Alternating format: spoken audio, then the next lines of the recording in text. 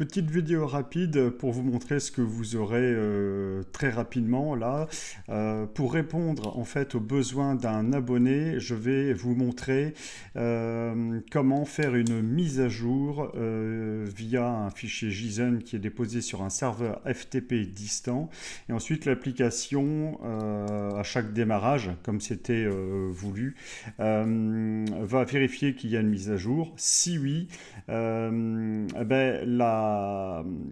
l'application va rapatrier la mise à jour, s'arrêter, installer la mise à jour et tiens, plus tard je pourrais rajouter qu'elle redémarre toute seule aussi. Je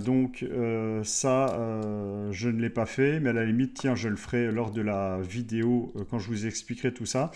Donc je vais vous montrer rapidement ce que ça donne en vrai. Donc nous sommes ici avec une application. J'ai repris l'application outil PDF. Donc je la lance et on voit qu'on est en version, j'espère que vous voyez bien, en 1.0.1.0. Donc là, version actuelle, donc 1.0.1.0.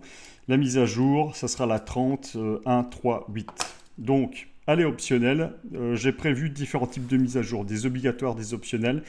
Les optionnels, vous pouvez dire plus tard, donc ça n'installe pas. Et les obligatoires, forcément, vous n'avez que le bouton à installer. Et si vous ne l'installez pas, vous ne pouvez plus utiliser le logiciel.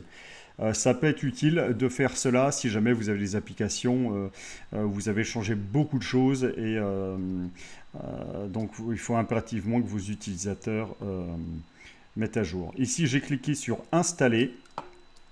Donc ça, c'est le téléchargement de l'application qui se fait. Hop, voilà.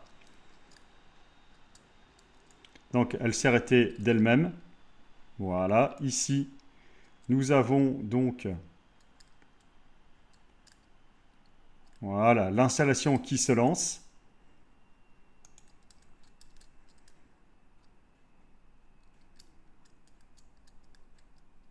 Voilà, copie du fichier. Hop.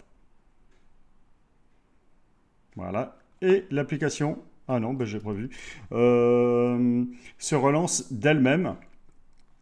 Et ici, vous voyez qu'on est en version 30.1.3.8. Donc, impeccable. Je lance, tout va bien. L'application fonctionne et on a bien la dernière version.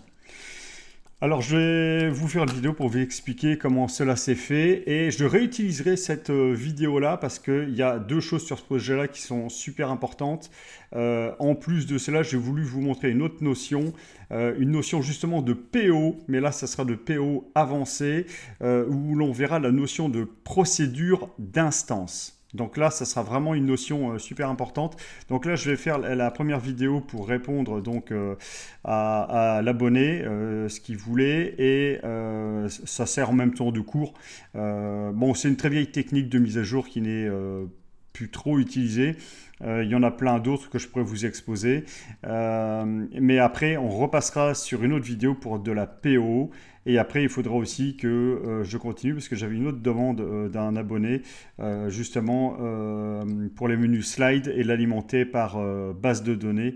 Et donc voilà, quoi, il y a encore des choses à faire. Moi, je vous dis à très bientôt d'ici là. Allez, bon développement à vous.